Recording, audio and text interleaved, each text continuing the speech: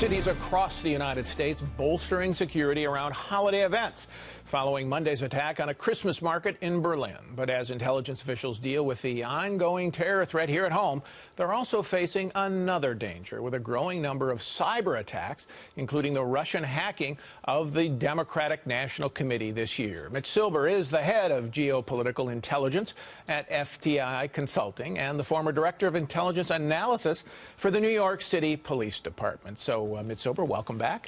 Thanks so much. So this German attack, is this the future we're going to see, not just in Europe, but here, of these for these terror attacks, which are basically people grabbing a truck, grabbing a car, grabbing a gun, and just making individual or small group attacks?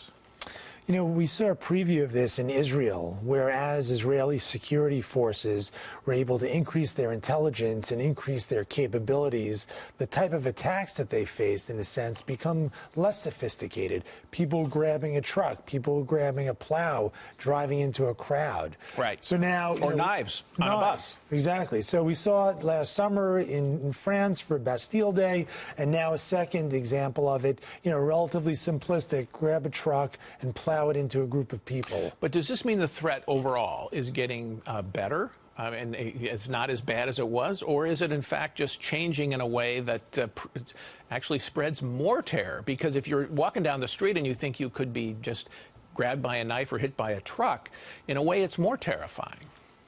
It is because of the, you know, sort of diversity of the threat. Right. But I think what you are seeing is a diminution of the capability of terrorist groups to carry out that mass casualty. The 9/11 kind of thing. Yeah, I mean, and that's a credit to intelligence and security forces being that much more advanced in their capabilities and having much better, you know, connections worldwide with other entities. So what you're left with sort of atomized actors, individuals or duos acting on their own who may or may not be inspired by ISIS or Al-Qaeda. So there's a report that the suspect in this case had been tracked in advance by German intelligence.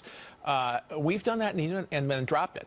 Yeah. We've done that in the United States, too. The Tsarnaevs were on a list of the Boston bombing. And then the Orlando bomber, Omar Mateen, he was on an FBI list and fell off it.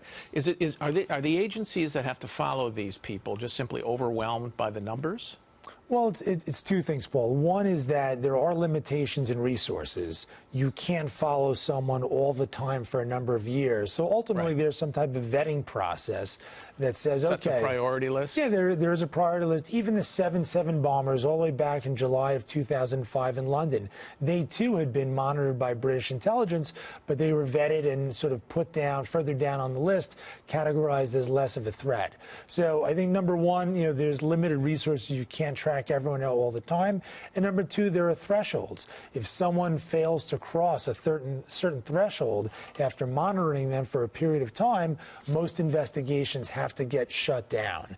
And I think that may have been, you know, the case, you know, in some of these other examples at Tsarnaev's and in Orlando. Still waiting to learn more about how this proceeded in Berlin. Do we need to change our rules, therefore, to allow for a more extensive monitoring instead of having express limited periods? We might have to reconsider that. I know, for me personally, one of the most anxiety-inducing events was closing down an investigation when you didn't have sufficient intelligence to keep it going, knowing that that could be a person who surprises you in 6 to 12 months. Did it ever happen? I mean, was there actually an event after that? Fortunately, there wasn't. Okay. But it is always a fear for any intelligence official. All right, let's talk about cyber, because it's been so much in the news with the Russian hacking of Democratic politicians and the Democratic National Committee. They tried to get into the Republican National Committee, apparently did not succeed in that. This is a growing threat generally, you would acknowledge, correct? Yeah, and I think that when we're talking about cyber hacking, it takes a number of different forms. You know, one is intelligence gathering, but what we're seeing here is not only the gathering of information, but then the putting it out on social media, which is, you know, sort of a whole nother strategy. Which is a disruptive strategy they're trying. What do you think the Russians were really up to? You don't doubt that the Russians did it, do you? No, I don't. Okay, what do you think they were up to? Just to spread misinformation and reduce confidence in the American electoral process? Yeah, I think it was two-pronged. One was to hurt the U.S. electoral process. I think the second was to potentially wound Hillary Clinton as a presidential candidate, and then it morphed as things moved along to provide opportunity to assist Donald Trump. So, as I followed the Obama administration's response to this, they haven't done very much at all. They filed a couple of lawsuits, again, indicted some lower-level Chinese officials. President Obama said at his news conference last week, well, I told Putin to cut it out, and then he did it. And I told the same to Xi Jinping, and that seemed to do some good, the Chinese president. But shouldn't we respond more forcefully? It's all about deterrence. Right? Yes. Deterrence was such an important element during the Cold War on so many different factors, nuclear or otherwise. We have not established what our deterrence doctrine is in the United States. There's been something that was released last year in 2015. It said we might do sanctions, we might do indictments, and we might do covert actions, but there's really no understanding as to what thresholds will trigger what reactions.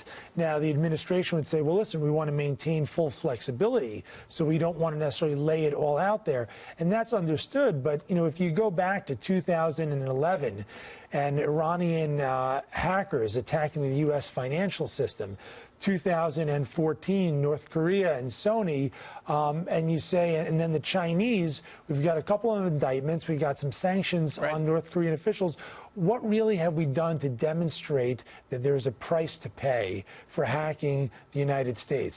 It doesn't seem apparent that there is a price to pay, so therefore there's no deterrent. Well, and that's something that the next administration is going to have to face. Mitch Silber, thank you for being here. Appreciate it. Thank you.